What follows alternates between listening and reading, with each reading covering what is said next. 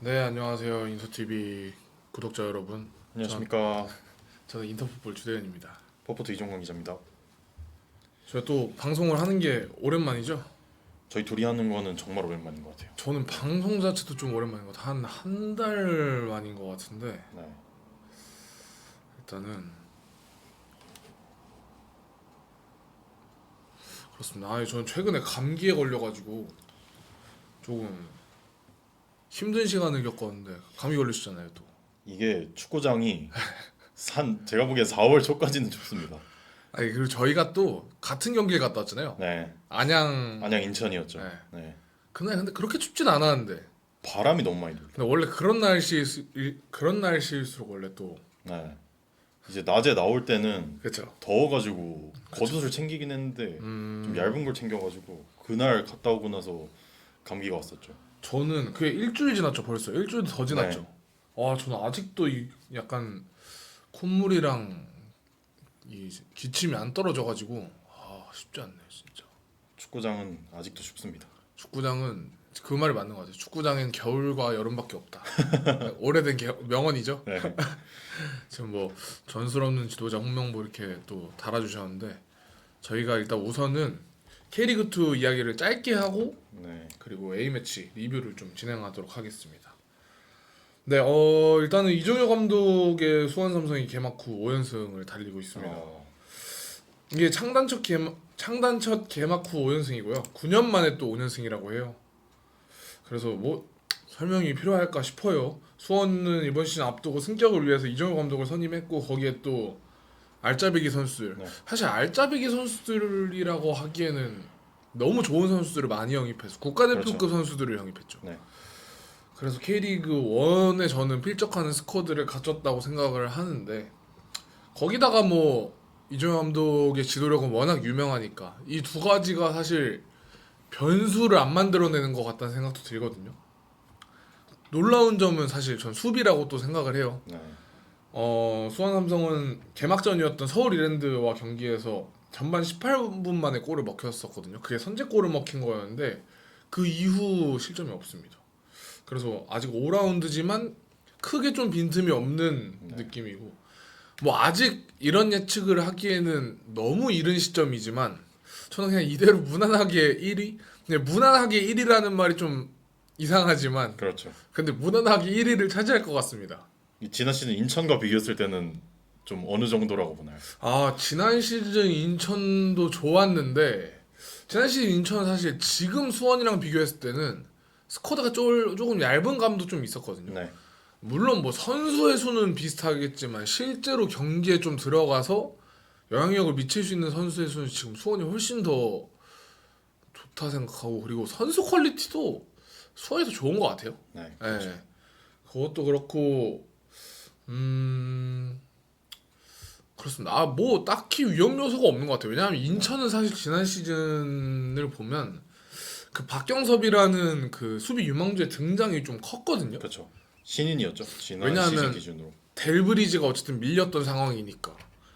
근데 일단 수원은 그거보다 스쿼드가 뭐 훨씬 더 탄탄한 것 같아요. 뭐 일단 송준, 홍정호로 이어지는 이 라인은 정말 K리그 1 정상급이라고 네. 생각하거든요. 근데 그런 것도 있고 중원도 진짜 말도 안 되게 탄탄하고 이번 시즌 진짜 축구에 눈을 떴다고 할 수 있는 박현빈이라든지 뭐 고승범 같은 자원은 워낙 유명하고 뭐 정우현이라든지 이런 뭐 자원들도 있고 게다가 또 외국인 공격수들도 능력이 또 좋잖아요. 네. 그래서 무난하게 1위를 좀 예상합니다. 뭐 변수가 크게 안 생길 것 같아요. 정말 뭐 일어나면 안 되는 일이지만 선수들의 줄부상이라든지 이런 게 아니면 뭐 크게 뭐 근데 또 재밌는 거는 추격하고 있는 팀들도 좋아요. 네.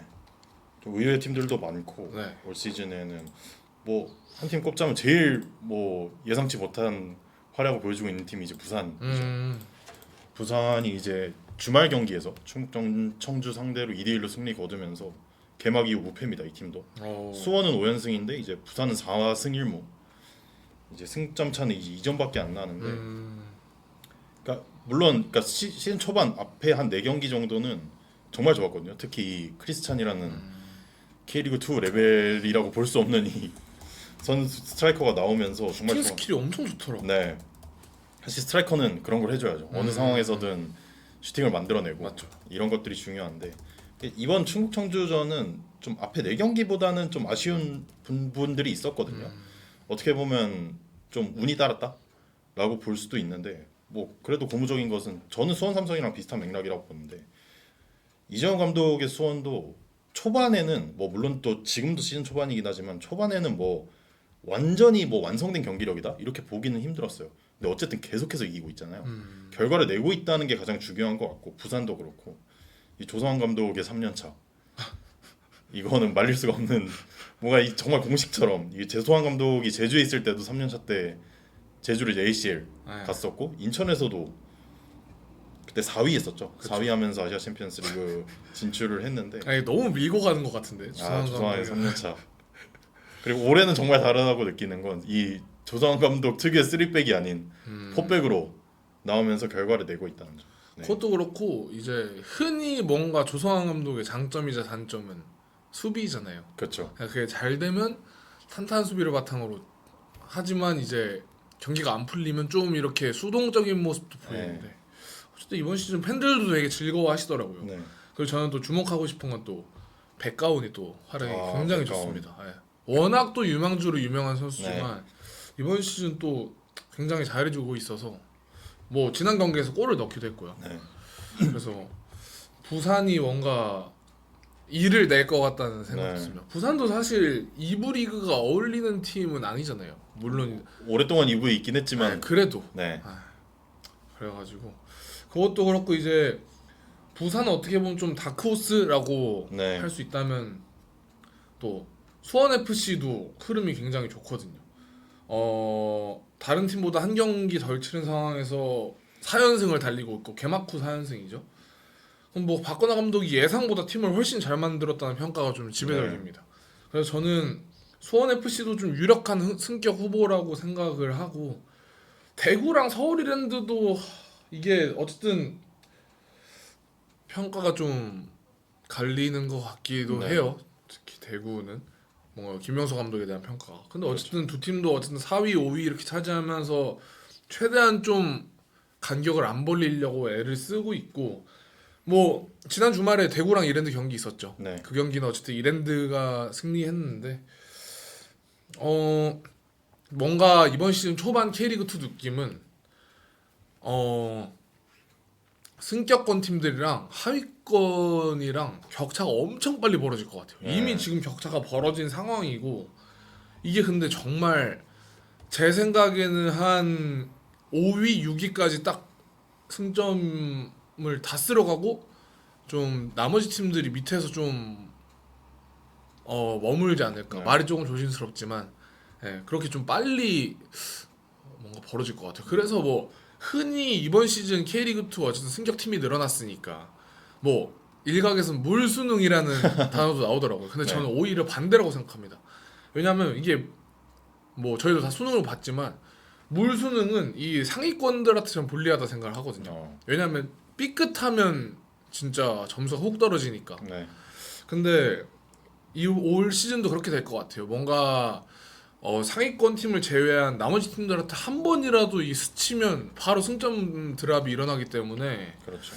오히려 더 약간 긴장을 놓을 수가 없는 그런 상황이 될 것 같아요. 왜냐하면 지난 시즌에는 그래도 좀 의외의 결과들이 계속 나왔는데 뭐 예를 들어 수원이 잡히는 경우도 있었고 인천이 잡히는 경우도 있었고 이랬는데 이번 시즌 초반 분위기는 그런 게 아예 없어서 오히려 진짜 잡히면 더 큰 사고가 일어나지 않을까 뭐 약간 이렇게 생각을 했습니다.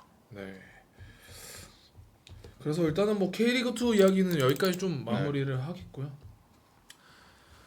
메인 이벤트죠 저희. 네, 홍명보가 코트디부아르에 완패를 했습니다. 네. 뭐 어디부터 말해야 될지 모르겠어요. 일단 뭐 경기 배우 레이두아 형사 누군지 아시나요? 모르겠습니다. 레이디 두아? 이 재민나이님 2라운드 서울 울산 이거 15일 경기 편성된 것 같습니다. 이게 한국 배우분이세요. 이게 드라마인 것 같은데 넷플릭스 시리즈라고 하네요. 아, 황사님은 저는 아마 아니겠고 아마 이종건 기자를 이야기하는 것 같은데. 뭐 잘생기신 분이면 뭐 언제든 뭐 감사합니다. 저는 그래서 사실 이종건 기자를 별로 대형 기자들만 닮았다고 하는데요. 이거는 제가 봤을 때는 이거는 약간의 조롱. 이거는 네. 저는 그래서 사실 이종건 기자 별로 안 좋아합니다. 제가 좀 적이 많기는 하죠. 아니 이 양반이 약간 비호감 포인트인 게 본인이 잘생긴 걸 압니다. 그렇진 않습니다. 이 축구 얘기하시죠 저희. 민망합니다. 이런 맞습니다. 기자 외모가 아니다라고 하시는데 제가 심어놓은 분은 아닙니다. 저분은. 맞는 것 같은데 본인이 지금 이렇게 한 손으로 채팅하는 것 같은데 근데 제가 워낙 좋아하긴 하지만 본인이 잘생긴 걸 알아가지고 이거 코트디부아 함께 하고 싶지 않은 스타일. 너무 크게 웃었는데 이거는 제가 클립으로 따서 지훈 선배한테 보내겠습니다. 어쨌든 축구 이야기로 넘어가겠습니다. 네. 홍명보가 코트디부아를 완패를 했고요. 뭐 경기 전 이야기를 짧게 말씀드리면 정말 슬프게도 이게 대한민국 축구 국가대표팀의 역대 1000번째 A매치였습니다. 네. 한국 국가대표팀의 첫 번째 A매치는 1948년 8월 2일 런던 올림픽 16강 멕시코전 이후 치르는 1000번째 A매치였습니다. 그때가 처음이었고 이 코트디부아르전이 1000번째였는데 이게 또 되게 기념비적이었던 거는 어쨌든 첫 A매치가 열렸던 영국에서 1000번째 A매치를 치르는 거였습니다. 그래서 사실 이런 기념비적인 경기에서 이기면 그림이 얼마나 좋아요. 그렇죠. 뭐 그것도 그렇고 단순히 역사적인 어떤 의미만 있었던 경기는 또 아니죠.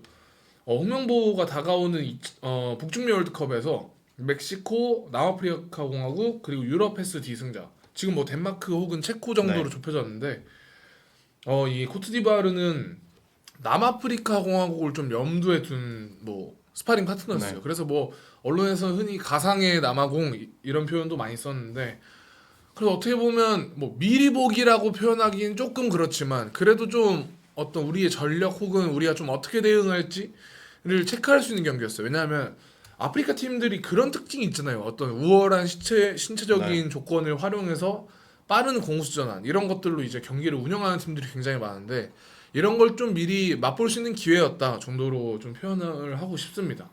근데 이제 이 경기 라인업에 변화가 좀 있었어요.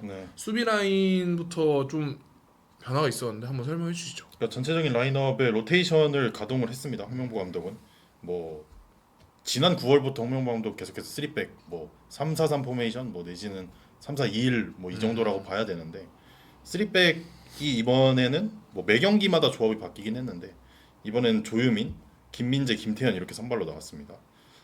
그러니까 이 3백이 사실 가장 큰 문제라면 문제라고 볼 수 있었죠. 이번 경기에서는. 물론 뭐 이 경기에서는 앞선 이제 선제골하고 두 번째 골이 조유민 선수가 좀 개인적인 기량에서 밀리면서 내준 실점이긴 했는데 사실 뭐 선수가 이런 경기를 치르는 건 잘 없잖아요. 뭐 이렇게 한 선수가 치명적인 실수를 몇 번 하는 경기는 1년에 뭐 몇 경기도 안 되기 때문에 뭐 그런 것들에 대해서 크게 뭐 신경 쓰지는 않아야 할 것 같고 어쨌든 저는 이번 3월 A매치에 5명의 센터백이 뽑혔잖아요. 뭐 김주성, 김태현, 김민재, 이한범, 그다음에 조유민 이렇게 5명 뽑히 여기다 뭐 박진섭 선수도 가능하니까 뭐 5+1명 정도라고 봐야 되는데 저는 이 5명이 최종 명단까지 갈 가능성이 꽤 높다고 생각은 하거든요. 근데 이제 가장 중요한 거는 월드컵 이제 본선 무대가 뭐 3달도 남지 않았잖아요. 여기서 아직도 3백의 최적의 조합을 찾지 못했다는 거. 이게 가장 큰 문제라고 생각하고 계속해서 앞서 얘기했듯이 매번 라인업이 바뀌었어요. 3백은 고정 김민재 선수 정도만 고정이 되고 부상이 없을 때 뭐 김민재 선수 정도만 고정이 되고 양 측면은 이제 계속해서 파트너가 바뀌었는데 어쨌든 이번 3월 A매치가 끝나면 현지에서 치르는 경기 정도를 빼고는 우리가 이제 뭐 친선 경기가 없는 상황이잖아요. 이런 상황 속에서 아직까지 3백의 최적의 조합을 찾지 못했다는 건 정말 좀 심각한 문제라고 생각을 합니다. 일단은 뭐 문제점 같은 건 사실 저희 뒤에 따로 또 할 거라 일단은 이 정도까지만 말씀드리고 변화는 또 공격과 중원에도 좀 있었거든요. 일단은 공격에는 이강인과 손흥민이 빠졌습니다. 이재성도 빠졌고 네. 최전방에 오연규 왼쪽에 황희찬 오른쪽 배준호 이런 대형으로 나왔는데 이날 손흥민이 감기 기운으로 빠졌다고 해요. 네. 그래서 개인적인 생각인데 이거는 뭐 오피셜한 게 아예 아니라 그냥 손흥민 선발이 어려우니까 약간 플랜 B 느낌으로 조금 라인업을 내세운 것 같아요. 왜냐면 사실 그냥 뭐 황희찬 같은 경우에는 워낙 A매치 경험이 많은 선수니까 그렇지만 배준호의 경우는 A매치 선발 경험이 그렇게 많은 선수는 아니잖아요. 비교적 다른 선수들에 비해서. 그래서 약간 그런 그림을 그렸나 싶기도 하고 그리고 중원도 어쨌든 이날은 김진규, 박진섭 이렇게 나왔는데 이 조합에 대해서도 사실 그렇죠. 말이 많더라고요. 뭐 두 선수는 사실 서로를 모르는 선수들은 아니에요. 그렇죠. 왜냐하면 전북에서 어쨌든 호흡을 맞춘 바도 있고 하지만 어쨌든 뭐 뒤에도 다시 말씀드릴 거지만 좀 전개나 이런 부분에 있어서 단점이 명확했다 정도로 말씀을 드리고 싶습니다. 코트디부아르전 경기 리뷰를 한번 짧게 좀 경기 흐름 한번 말씀해 주시죠. 네, 이제 이 경기는 확실히 코트디부아르도 뭐 완전한 주전으로 나오진 않았다. 뭐 맨유에서 뛰는 디알로라든지 노팅엄의 쌍가레 미드필더 선수죠. 이제 갈라타사라의 신고 정도는 벤치에 남겨두고 이제 한국전을 치렀는데 전반 한 15분, 20분까지는 우리가 괜찮았던 흐름이 있었다고는 생각을 해요. 골대도 맞추고. 네. 뭐 황희찬 특히 좌측면에서 전개되는 공격 상황들이 꽤 유효했는데 이 뒤에도 말씀을 드리겠지만 이 하이드레이션 브레이크 이제 쉬는 시간 뭐 이번 월드컵부터 시행되는 약간 짧은 휴식기 시간이긴 한데 이때 이후로 완전히 흐름이 바뀌었다. 확실히 우리가 분위기를 타고 있는 상황에서 흐름이 한번 끊기다 보니까 여기서 코트디부아르는 좀 재정비를 할 수 있는 시간을 갖게 됐고 우리는 그 상황에서 좀 대처를 했어야 됐지 않나?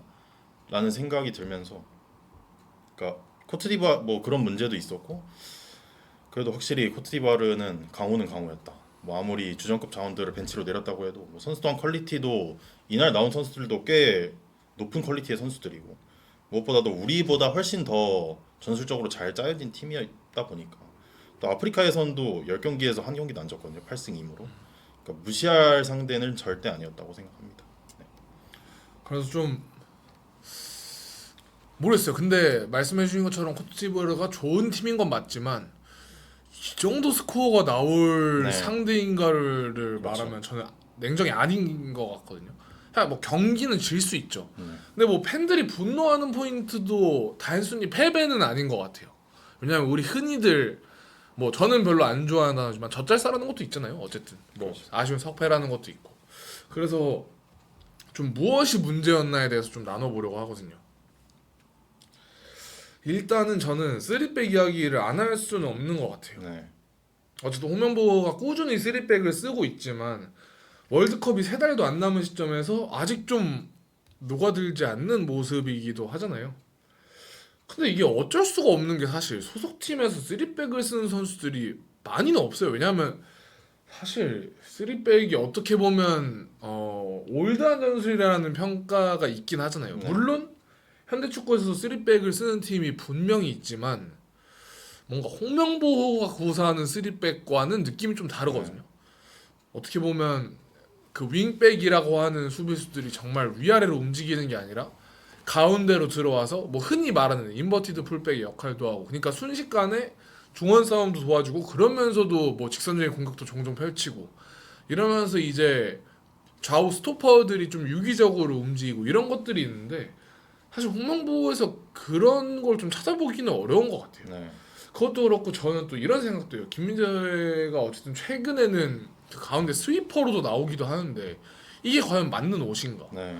왜냐면 김민재 선수가 너무 좋은 수비수지만 사실 뭔가 조율이나 이런 거에 능한 선수는 아니잖아요. 앞으로 전진해서 뭔가 부수고 혹은 네. 뒷공간 커버를 빠르게 나간다든지 아니면 진짜 기습적으로 공을 몰고 공격 가담을 한다든지 이런 어떤 우리는 강력하고 좀 과감한 대담한 이런 모습을 많이 봐왔잖아요. 근데 이게 어쨌든 최근에는 뭔가 김민재 선수를 계속 중앙에 쓰다 보니까 그런 부분에 좀 어려움도 있는 것 같고 그래서 저는 이런 생각도 많이 들었거든요. 아 스위퍼로 쓸 선수가 없어서 김민재를 가운데로 데리고 오는 건가라는 생각이 네. 들었는데 그럼 또 반대로 그 쓰리백을 고집해야 되나? 그러니까 왜냐하면 저는 만약에 두 가지 선택지 그러니까 전술을 선수에 맞춰야 된다 혹은 선수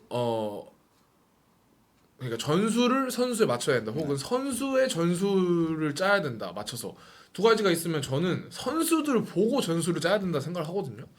이게 근데 뭔가 어쨌든 쓰리백에 대한 비판들이 계속 나오는 게 누가 봐도 맞지 않는 옷을 자꾸 입히려고 하니까 그 이야기가 나오는 것 같거든요.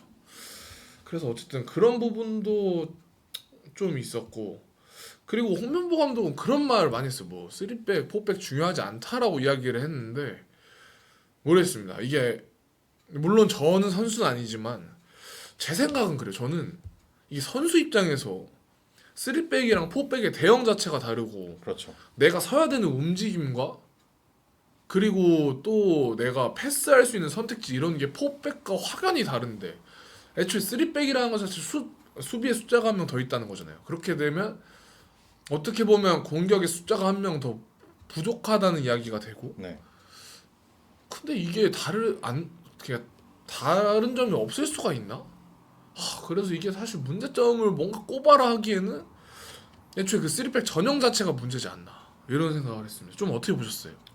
그러니까 수비 라인에 대한 문제도 그렇고 수비 라인에 대한 얘기는 아까 제가 말씀드렸듯이 조합이라든지 김민재 선수에 대한 활용도 아까 말씀해 주셨지만 뭐 이 중앙에 쓰리백에 중앙에 쓰느냐 아니면 좌우 스토퍼에 쓰느냐 이거에 대한 얘기도 있었는데 저도 김민재 선수를 중앙에 넣는 것에 대한 의문이 있었던 건 어쨌든 김민재 선수가 소속팀에서 쓰리백을 주로 썼던 팀이 베네르바체였었잖아요. 뭐 좀 된 이야기이긴 하지만 그때도 스위퍼의 위치보다는 좀 양 측면에서 공격에 그러니까 공을 잡았을 때 좀 더 전진해서 패스를 찔러준다던가 아니면 수비 상황에서는 좀 앞으로 달려나가서 좀 커팅하는 물론 이건 김민재 선수 어떤 수비의 어떤 시그니처 같은 움직임이긴 하지만 그런 조합에 대한 그런 선수 쓰리백의 위치에 대한 고민도 어느 정도 남아 있는 것 같고 저는 여기 전국재패 암살자님이 올려주신 댓글 중에 김진규 선수 이 박진섭이랑 김진규 쓴 중원 조합에 대해서도 좀 의문이긴 했거든요. 어쨌든 3-4-3 포메이션 쓰면은 중앙 미드필더가 2명인 거잖아요. 근데 이 경기에서는 박진섭 선수가 좀 내려가는 움직임을 많이 보였거든요. 완전한 중앙 미드필더보다는 오히려 김태현을 좀 측면으로 벌리면서 포백에서의 어떤 측면 풀백 같은 역할을 맡겼고 김태현이 벌리면서 생기는 공간을 박진섭이 커버해주는 역할이었는데 그러면 중원에는 김진규 한 명만 남게 되는 거잖아요. 뭐 공격 라인이 내려와서 황희찬 같은 선수들이 내려와서 뭐 공을 받아주거나 이런 상황이 아닌 이상 그러다 보니까 이 중원 싸움이 아예 안 됩니다. 김진규가 혼자서 중원을 커버할 수 있는 원볼란치 유형의 선수도 아니고 그러니까 댓글에서도 올려주셨다시피 이 김진규는 포백의 3미드일 때 작년 전북이 그랬잖아요. 미드필더 3명 역삼각형으로 세우면서 박진섭이 중앙에서 좀 단단하게 수비적인 역할을 해주고 김진규를 활용하면서 그 김진규의 약점을 강상현이 커버해주는 그런 역할이었는데 이 경기에서는 박진섭을 내리다 보니까 두 명의 미드필더를 쓰는데 한 명을 내리다 보니까 중원 싸움이 아예 안 되는 우리가 좋았던 한 전반 20분까지도 대부분 측면에서만 공격 기회들이 나왔었잖아요. 그래서 이거에 대한 문제도 중원 조합에 대한 문제도 물론 이 경기는 황인범이 다치면서 소집이 안 됐기 때문에 완전한 뭐 플랜 A라고 보기는 힘든데 중원 싸움도 이거에 대한 고민도 좀 필요할 것 같습니다. 전 또 생각이 든 게 이게 사실 어쨌든 홍명보호의 지금 쓰리백이 뭔가 공간적으로 우위를 점한다거나 이거보다는 정말 전형적인 수비를 위한 쓰리백이라는 생각을 되게 많이 네. 했거든요. 왜냐하면 어쨌든 공격 전개가 잘 안 되니까. 사실상 근데 파이브백이죠. 이 상황에서 박진섭 그러니까 수비 성향이 굉장히 강한 박진섭까지 쓴다는 거는 네. 사실 수비 그러니까 흔히 말해 엉덩이를 엄청 뺐다는 이야기가 되는데 근데 내 골을 먹혔다. 그러면 이 근본적으로 애초에 이게 맞나부터 저는 좀 회의적인 시선으로 바라봐야 된다고 네. 생각을 해요. 그리고 또 어쨌든 그 고민도 좀 해야 될 것 같아요. 이게 어쨌든 황인범이 최근에 계속 네. 몸에 안 좋다. 있었죠. 계속 네. 종아리 쪽도 안 좋고 만약에 본선에서도 정상 컨디션을 찾지 못했을 때 그때는 어떻게 할 것인가? 이거에 대한 해결책도 찾아야 될 것 같고 어쨌든 후방의 숫자가 너무 많고 뭐 아까 말씀하신 뭐 말했던 것처럼 그 양쪽 스위퍼들이 아무리 공격 가담을 해도 사실 안 됐잖아요. 계속 지금 계속 안 되고 있고 그러면 포백을 전환을 해서 좀 강제적으로 중원 숫자도 늘리고 해야 되지 않나라는 생각이 되게 많이 들었어요. 이번 경기 때. 이거 그러니까 무엇을 위한 쓰리백인가에 의문이 맞아요. 들더라고요. 네. 그리고 또 이제 여기에 이어지는 거는 게임 모델이 뭔지 모르겠더라고요. 그러니까 게임 모델이라고 하면 되게 추상적인 의미이긴 한데 저는 결국 이 팀이 무엇을 하려고 하는가가 게임 모델이라고 생각을 하거든요. 결국은 누가 들어와도 혹은 누가 나가도 비슷한 메커니즘으로 좀 축구를 해야 된다라는 이야기가 되는데 애초에 경기 운영 자체가 정상적으로 되지 않으니 게임 모델은 당연히 찾을 수가 없는 상황이다. 이런 생각도 되게 많이 들더라고요. 이날 대형도 전체적으로 되게 어수선했고 네. 플레이 자체도 유연하지도 않고 정말 보면서 개인적으로 이런 생각도 했습니다. 와 최근 몇 년간 최악의 A 매치다라는 생각이 들더라고요. 그렇습니다. 뭐 여기 홍명보는 밸런스밖에 모르니까요라고 말씀하시는데 밸런스도 네, 밸런스도 잘. 예. 수비 밸런스, 공격 밸런스 둘 다 잘 모르겠어요 저는. 예. 그리고 저는 공격 상황도 보면은 앞쪽에서 이게 그래도 후반전에 이강인 선수 투입되면서 개인기량으로 찬스를 만들어내는 장면들이 몇 번은 있었잖아요. 이게 정말 공격에 짜여진 전술이 전혀 없구나. 이게 특정 선수의 개인기량에 의존하는 그런 느낌이 너무 강하게 들어서 정말 총체적 난국이었던 코트디부아르전이었습니다. 어쨌든 문제점은 뭐 뒤에서도 조금씩 더 이야기할 거라 네. 일단 여기서 좀 마무리를 하겠고요. 변수로 떠오른 게 또 있습니다. 하이드레이션 브레이크라는 건데 아까도 짧게 말씀해 주셨지만 이게 뭐냐면 전반과 후반 한 차례씩 선수들이 그 중간에 3분 정도 3분 물을 마시면서 뭐 휴식을 할 수 있는 이런 제도예요. 뭐 북중미 월드컵에서 도입 예정이고 이게 근데 단순히 수분 섭취나 숨 돌리는 시간만은 아니에요. 짧은 시간이지만 뭐 감독들이 전술 지시를 할 수도 있는 거고 실제로 이날 양팀 사령탑들이 선수들이 휴식하는 동안 뭔가 막 이렇게 이야기하는 장면이 집히긴 했어요. 근데 문제는 하이드레이션 브레이크의 이점을 본 건 코트디부아르였습니다. 아까 말씀하셨던 것처럼 하이드레이션 브레이크 이후 코트디부아르 쪽으로 분위기가 기울었고 반대로 후반전 하이드레이션 브레이크 이후에도 홍명보가 뭐 그다지 뭐 유의미한 장면을 만들지 못했습니다. 그래서 이게 어쨌든 되게 전술 타임이란 이야기가 있어요. 옛날에 한 10년도 더 된 이야기인데 무리뉴 감독이 한번 그런 이야기 했거든요. 축구에도 작전 타임이 도입돼야 된다 이런 이야기를 했어요. 근데 약간 그런 모양새가 좀 될 것 같아요. 그것도 그렇고 이게 프랑스랑 브라질 A매치 때 좀 잡혔던 장면인데 뭐 SNS로 저도 클립으로 좀 확인한 건데 데샹 감독이 엄청 열정적으로 지시를 하더라고요.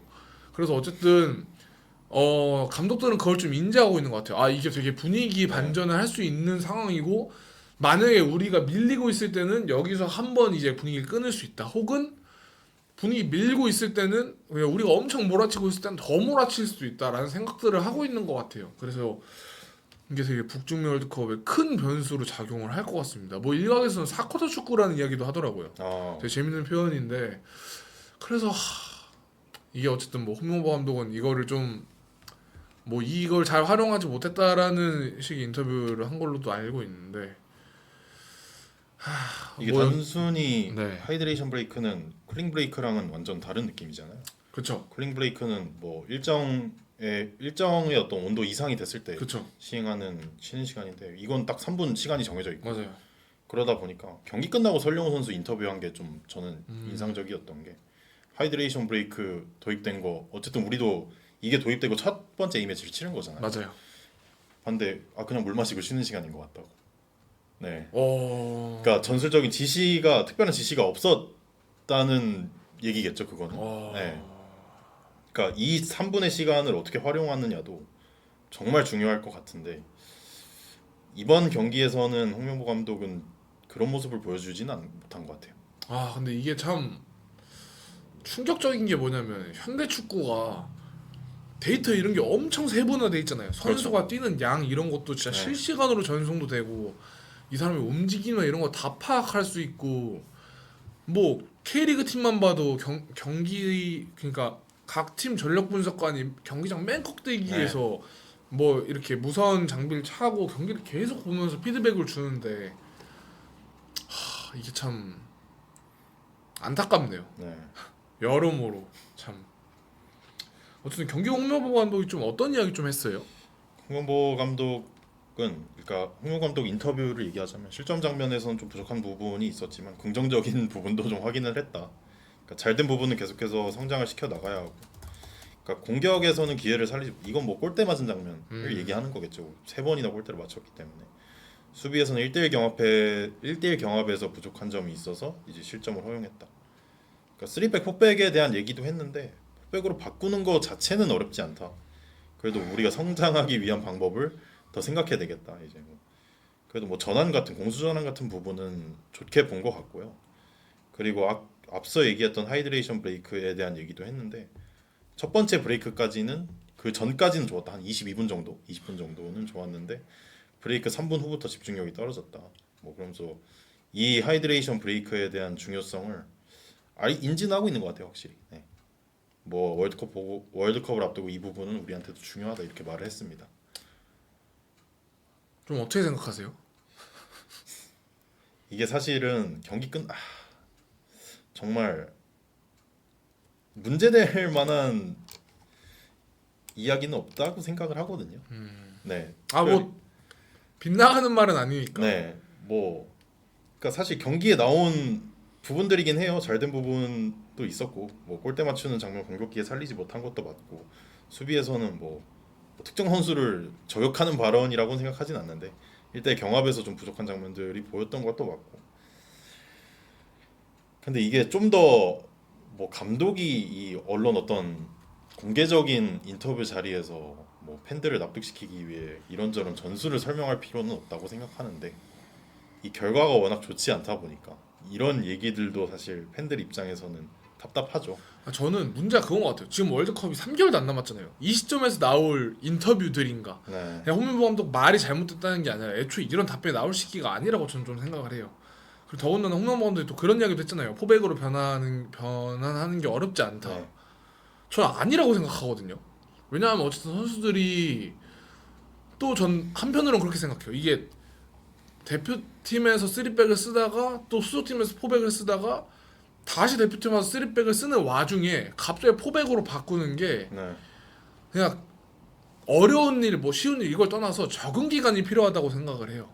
그렇죠. 적어도 우리가 월드컵을 앞두고 있는 시점에서는 이미 전체적인 대형 자체는 정해져 있어야 돼요. 왜냐하면 월드컵이잖아요. 그렇죠. 그러니까 그냥 프렌들리 매치가 아니라 그 인터내셔널 매치잖아요, 또. 이거야말로 정말 인터내셔널 매치죠. 아니 근데 이게 너무 최적의 조합도 지금 못 찾은 상황에서 그리고 또 그런 이야기도 했단 말이죠. 뭐 양 풀백들의 위치가 낮으면서 뭐 공격 전개 원활하지 못했다 뭐 이런 이야기도 했는데 네. 저 이미 힌트를 본인이 안다고 좀 생각을 해요. 한편으로는 양측면 풀백 위치가 낮아진 이유를 좀 저는 이미 알고 있다 생각하거든요. 공격 전개가 잘 안 되니까 풀백들이 사실 내려와서 공을 받으려고 하는 거고 그러다 보니까 계속 뒤에 쌓이게 되는 건데 그러면 이게 3백을 과연 고집하는 게 맞나? 그냥 이게 홍명보 감독 말도 맞는 말이 있어요. 그러니까 3백, 4백만이 경기의 모든 걸 결정하는 건 아닌데 네. 저 어쨌든 대형에서 나오는 문제점이 지금은 크다고 생각을 좀 하거든요. 걱정이 너무 많이 되는 것 같아요. 이게 그냥 너무 무기력한 월드컵이 되는 건 좀 별론 것 같거든요. 그러니까 뭐 대표팀이 뭐 노력하는 거와 별개로 뭐 높은 성적 뭐 낮은 성적 다 나올 수 있죠. 근데 무기력하지만 않았으면 좋겠어요. 네. 어쨌든 뭐 항상 호평받았던 월드컵을 보면 물론 사실 어떻게 보면 무기력하지 않으면 그게 좋은 성적으로 연결되는 경우가 대부분이기도 하잖아요. 그래서 그런 부분에 대한 좀 안타까움이 있는 것 같아요. 어쨌든 좀 다가오는 오스트리아전 좀 어떻게 될지 모르겠네요. 좀 일단은 오스트리아전 4월 1일 새벽에 좀 네. 예정된 경기인데 이 경기는 흔히 이제 한국이 좀 북중미 월드컵 조별리그 첫 상대인 덴마크 혹은 체코를 염두에 둔 뭐 모의고사, 네. 뭐 가상의 뭐 이제 스파링 상대 이렇게 이야기를 하는데 일단은 피파 랭킹으로 따지면 한국이 오스트리아보다 두 단계 더 높고요. 한국이 22위, 오스트리아 24위. 근데 오스트리아도 진짜 쉽지 않은 팀이에요. 왜냐하면 멤버가 다 좋습니다. 뭐 예를 들어서 다비드 알라바, 레알 마드리드에서 활약하고 있는 선수가 있고, 그리고 콘라트 라이머, 김민재 바이에른 뮌헨에서 뛰고 있는 김민재 동료죠. 그리고 마르셀 자비처, 도르트문트 미드필더, 그리고 케빈 단소, 토트넘 허스퍼 수비수, 뭐 5대 리그에서 뛰고 있는 선수들이 굉장히 좋고, 전 냉정하게 봤을 때 한국보다 전력이 더 높은 것 같아요, 저는. 네. 근데 오스트리아는 이제 3월 A매치 직전 경기였던 가나전에서 5대1 대승을 또 거뒀습니다. 좀 어떻게 될까요? 그러니까 뭐 전술적인 변화가 있을까요? 홍명보를 놓고 봤을 때? 저는 이 기본적인 3백 343 포메이션은 그대로 가져갈 가능성이 정말 높다고 생각해요. 플랜 A로 이미 낙점을 해놨다고 생각하고 포메이션 자체는 그대로 가져갈 것 같은데 이 경기는 그래도 직전 이제 코트디부아르전 워낙 크게 패배했잖아요. 그래서 주전급 자원들의 컨디션이 뭐 경기를 뛸 만한 선발로 나올 만한 컨디션이 된다면 코트디부아르전은 어느 정도 로테이션을 했다면 이 경기는 주전급 자원들로 나오지 않을까 생각은 합니다. 저는 포백 가능성도 없지 않다 생각을 해요. 왜냐면 뭐 그 말이 맞을 수 있지만 뭐 사실 이거 지금 맞다 틀리다 이야기하는 자리는 아니니까. 근데 뭐 어쨌든 포백을 전환할 수 있는 어떻게 보면 정말 마지막 기회일 수도 있고. 그리고 뭐 물론 월드컵 전에 A매치를 할 수도 있지만 아직 뭐 정해진 게 없기 때문에. 그래서 이게 지금 아니면 뭔가 이거를 비교할 수 있는 상황이 없지 않나. 그래서 전 포백 가능성도 좀 있다고 생각을 하고, 그리고 뭐 한 가지는 똑같은 것 같아요. 최정예가 나오겠다. 왜냐면 어쨌든 최정예 라인업이라고 하기엔 사실 황인범이 없어서 최정예라고 말할 수 없지 않아요. 그래도 있는 풀에서는 최정예 라인업이 나올 것 같고, 저는 궁금한 건 또 그거예요. 오연규와 손흥민의 공존이 어떻게 될 것인가. 왜냐하면 오연규 선수 어쨌든 이번 시즌 폼이 너무 좋잖아요. 베시타스에서 너무 잘하고 있고, 어쨌든 좀 유럽 5대 리그까지는 아니지만 어쨌든 유럽에서 통할 수 있다, 국제무대에서 경쟁력이 있다, 이런 걸 지금 보여주고 있는 공격수고, 근데 또 한편으로는 손흥민 선수가 지금 계속 소속팀에서 최전방으로 나온단 말이죠. 그래서 이거를 그냥 손흥민 원톱으로 갈 건지 아니면 오연규 원톱으로 가면서 손흥민을 뭐 왼쪽 측면 공격수를 배치할 건지, 저는 이것도 되게 관전 포인트라고 생각을 하거든요. 좀 어떻게 보세요, 이런 거는? 저도 이 손흥민과 오연규의 공존 뭐 사실 투톱을 쓸 가능성은 이제는 없는 것 같고요. 뭐 그런 얘기도 있기는 했잖아요. 그렇죠. 네. 근데 어쨌든 원톱 자리 이 한 자리를 놓고 경쟁을 해야 되는 상황인데 저는 측면에서 손흥민 선수를 쓰는 게 지금은 파괴력이 좀 많이 떨어졌다고 생각하거든요. 전성기 시절에 비해서. 네. 그래서 뭐 손흥민 선수를 벤치로 내리는 판단을 하지는 않을 것 같고, 그러니까 상황에 따라서 뭐 조별리그 3경기 하면서도 매번 라인업이 바뀔 수도 있잖아요. 뭐 벤치 그쵸. 감독도 뭐 그 전에 몇 번 변화를 맞아, 주기도 맞아. 했었고, 네. 특히 뭐 황희전이나 조규성을 번갈아 가면서 쓰면서 상대에 따라서 좀 나올 수 있지 않을까 생각은 해봅니다. 그래서 근데 아마 모르겠어요. 이게 근데 예측도 안 되는 게, 저는 이것도 문제라고 생각하는 게, 월드컵이 3개월도 안 된 시점에서 베스트 11이 안 정해진 거잖아요. 베스트 11 예측조차 안 된다는 게, 이게 근데 이 느낌은 좀 다른 것 같아요. 우리가 가진 무기가 너무 많아서 행복한 고민 이거랑 이것도 안 되고 저것도 안 되는데 이거 우리가 뭘 해야 되냐, 이거랑 느낌이 다르잖아요. 근데 우리는 후자거든요. 그렇죠. 정말 월드컵을 앞둔 많은 팀들이 보면 사실 좀 윤곽이 어느 정도 드러나 있잖아요, 대부분. 근데 우리는 아직 좀 그런 부분에 준비가 안 돼 있어서, 사실 이쯤 되면 거의 뭐 어떤 전술이나 이런 부분 틀이 거의 다 잡혀서 진짜 이제 다지기, 맞아요.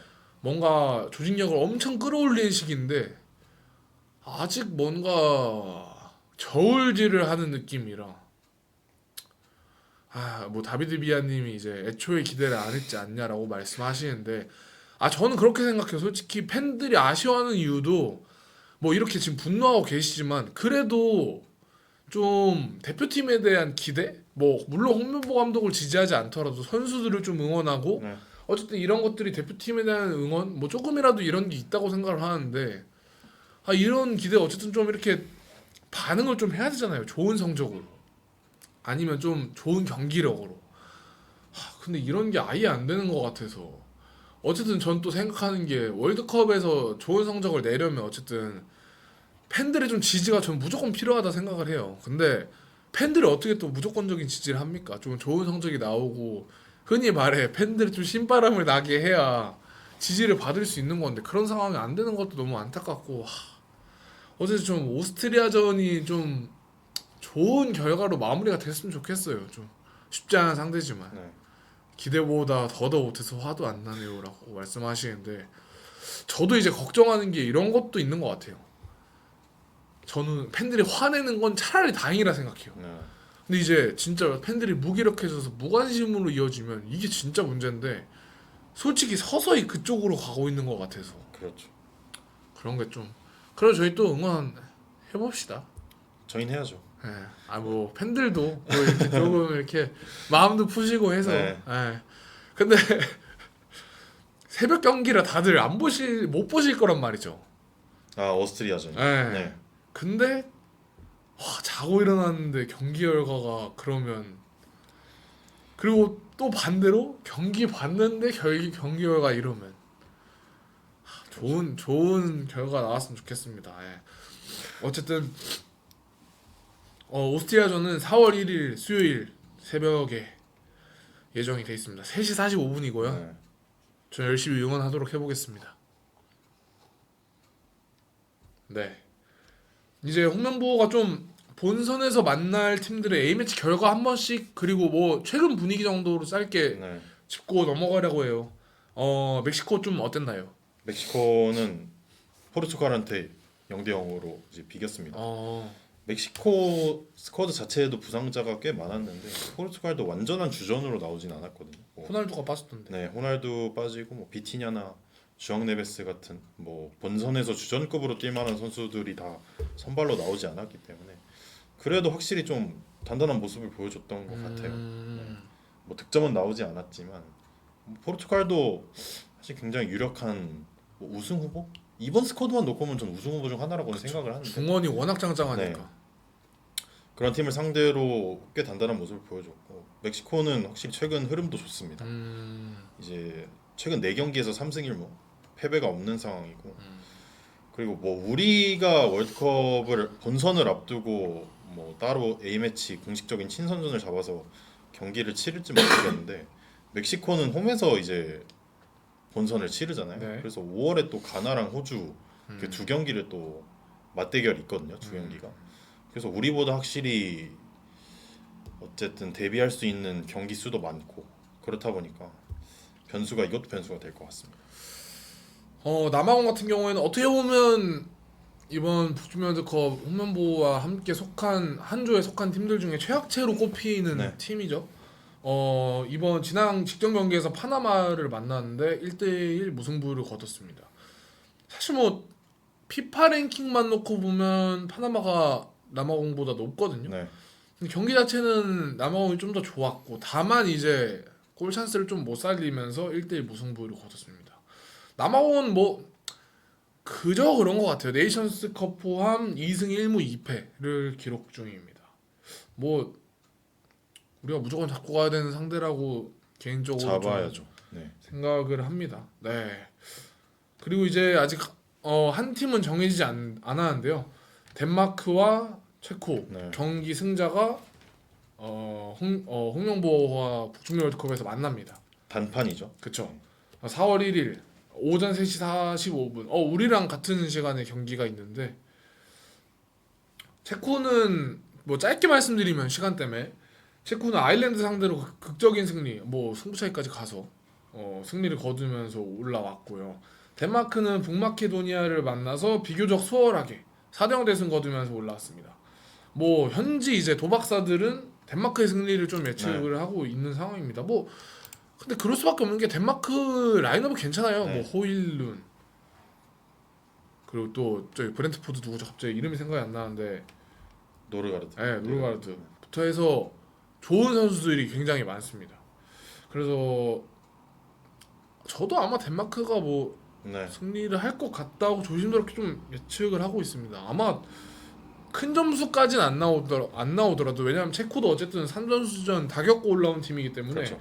쉽게 뭔가 결판이 나진 않겠지만 그래도 덴마크의 전력이 조금 더 앞서 있는 거는 사실인 것 같아요. 그래서 일단은 경기를 한번 보시죠. 그래서 이 경기에 따라서 또 홍명보호의 본선 상대가 완전히 정해지기 네. 때문에 그렇습니다. 일본 이야기도 짧게 할까요? 네. 일본도 어쨌든 저희가 비교가 엄청 되는 나라이기 때문에 일본이 스코틀랜드를 상대로 1대0으로 승리를 했습니다. 이제 이토주냐가 경기 막판에 결승골을 넣으면서 일본이 승리했는데 저는 뭐 이 경기 일본이 완벽하게 잘했다. 뭐 사실 스코틀랜드랑 일본의 전력 차를 놓고 보면 일본이 좀 월등하게 높은 편이잖아요. 근데 그런 거 치고는 경기력이 아쉬웠는데 저는 눈에 띄는 것은 이제 당연히 우리도 3백을 쓰는 나라이기 때문에 일본은 모리아스 감독 온 이후로 3백으로 완전히 고정을 하면서 월드컵에서도 성과를 냈고 그런데 이 경기에서도 3백 활용 방식이 되게 눈에 띄었거든요. 근데 특히 이제 선발로 나선 이토 히로키 바이에른미는 이 선수가 3백의 스토퍼 왼쪽 스토퍼로 선발로 나왔는데 단순히 어떤 센터백의 역할을 한다기보단 공격 상황에서는 하프 스페이스 공간으로 언더래핑한 공격 가담도 들어갔고 그러면서 공격 기회들을 꽤 많이 만들어냈고 우리는 사실 이런 장면이 없었잖아요. 물론 우리가 코트디부아르보다 좀 전력이 약한 팀이기 때문에 그런 오히려 좀 지키는 방향을 선택을 했을 수도 있는데 어쨌든 일본이 되게 저는 보면서 신기했던 거는 이 3백 그 이토 히로키가 수행했던 역할을 이토 히로키가 전반전이 끝나고 교체됐거든요. 이 스즈키 준노스케라는 선수가 들어갔는데 선수가 바뀌었는데도 이 패턴은 계속 유지가 돼요. 네. 그래서 이토주냐의 결승골도 이 준노스케가 언더래핑을 하면서 그 장면에서 나온 거거든요. 그래서 일본은 3백에 어떤 선수가 들어가도 역할이 똑같습니다. 이게 가장 저는 우리와의 차이를 좀 실감을 했던 것 같아요. 또 일본 내부에서는 그런 이야기도 나오더라고요. 일본 현지에서는 일본 어쨌든 좀 압박도 하고 이런 팀인데 네. 압박한 팀들의 공통적인 약점이 뒷공간이잖아요 결국에. 근데 이날 이겼는데도 그런 이야기를 하더라고요. 전방 압박 타이밍이 약간 어긋나는 부분이 있었다. 네. 근데 사실 이게 저는 좀 부러웠던 거는 지금 이 시점에서는 이런 식의 미세한 그렇죠. 전술 조정이 나와야 되는 시기예요. 지금 3백, 4백 우리 플랜 A 뭐냐 뭐 어떤 게 최적의 조합이냐 이게 아니라 네. 우리가 이 미세한 전술 혹은 미세한 타이밍에서 우리가 어떻게 차이를 만들 것이냐라는 이야기가 나와야 되고 뭐 상대 이런 것 때문에 우리가 수비에 균열이 있었으니 우리가 이걸 어떻게 대응하고 좀 제어할 것이냐라는 이야기가 나와야 되는 시점인데 월드컵을 똑같은 시기에 치르잖아요. 그렇죠. 그냥 똑같이 6월에 치르는데 일본이 더 좋다 뭐 무조건적으로 일본 칭찬하고 이런 게 아니라 준비 과정 자체가 좀 다른 게 당황스럽다. 그런 생각이 되게 많이 들더라고요. 그래서 뭐 이런 이야기 하면 끝이 없지만 걱정이 너무 많이 드는 것 같아요. 왜냐하면 저 어쨌든 개인적으로는 그 직전 아시안컵이 근 몇 년간 최고의 대표팀 스쿼드였다고 생각을 하고 이번 월드컵도 그 동해선상에 있어서 마지막이라고 생각을 해요. 왜냐 어쨌든 대한민국 역대 최고의 공격수라고 불리는 손흥민의 사실상 마지막 월드컵이잖아요. 어쨌든 뭐 정해진 거 없지만 근데 이 월드컵이 너무 준비가 좀 안 돼 있는 느낌이라 이게 그리고 또 약간 그런 것도 있는 것 같아요. 벤투 때는 어쨌든 벤투 감독 때는 정말 그 어떤 게임 모델, 메커니즘 이런 거에 정말 집중을 많이 했잖아요. 네. 정말 오랜 시간 그걸 준비했고 그래서 사실 뭔가 게임 모델에 대한 의문은 나오지 않았던 것 같은데 너무 초반 그러니까 지금 나오지 말아야 될 의문점들이 계속 나오니까 이 벤투 감독 때는 사실 벤투 감독 때도 비판이 정말 많았잖아. 아 그쵸. 근데 확실한 것은 그거를 우직하게 밀고 나갔고 뭘 하려는지도 보였거든요. 물론 상대의 어떤 수준에 따라서 우리가 뭘 하려고 했는데 그게 안 보일 수는 있어요. 다 막혀서.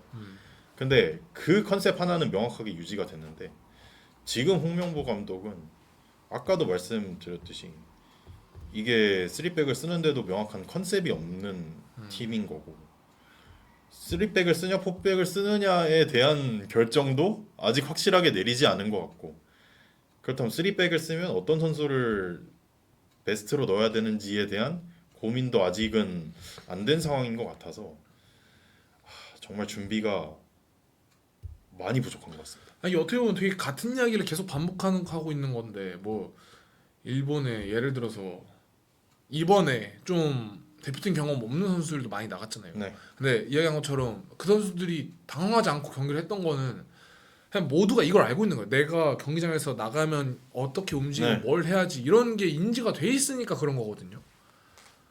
근데 대표팀 경험이 있는 선수들인데 우리는 그런 게 좀 인지가 안 돼 있는 것 같아서 어쨌든 저는 또 그렇게 생각해요. 월드컵이라는 큰 무대에서 좋은 성적을 내기 위해서는 변수에 대응하는 것도 되게 중요한데 그 변수를 가장 많이 안 만들 수 있는 방법은 많이 준비하는 거거든요. 네. 그래야 좀 우리가 변수에 덜 영향을 받는다 생각을 하는데 모르겠습니다. 준비가 지금 좀 계속 덜 돼 있는 모습이라 뭐 저는 그렇게 생각해요. 그냥 홍명보 감독의 자신감대로 포백을 바꾸는 게 아무런 문제가 없어서 좋은 성적이 나오길 기도하고 있는 마음입니다. 지금. 어쨌든 좋습니다. 일단은 뭐 A매치 리뷰는 여기까지 좀 끝내겠고요.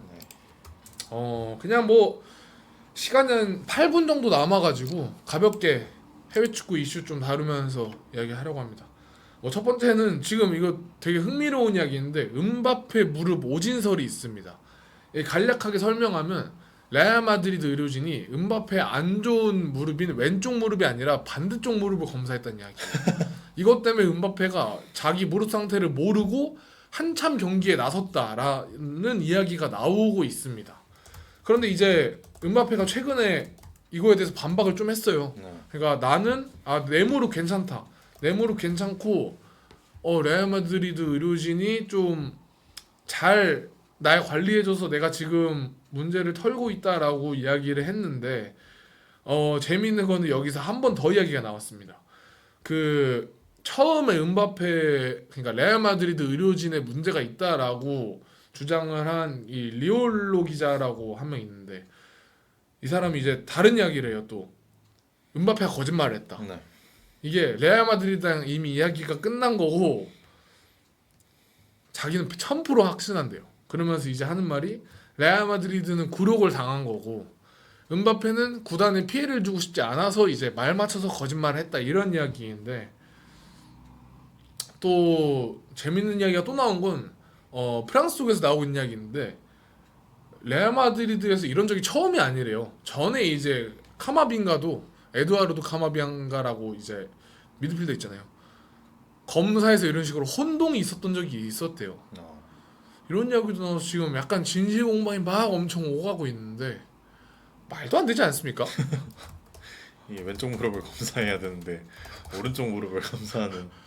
아니 그래서 이게 사실 아니 뭐라고 표현해야 될지 모르겠는데 이게 뭔가 이제 유럽 변방 리그 아니 우리 일반인들도 병원 가서 네. 왼쪽 무릎이 아파서 왔습니다 해서 오른쪽 무릎을 검사하는 경우가 없잖아요. 네.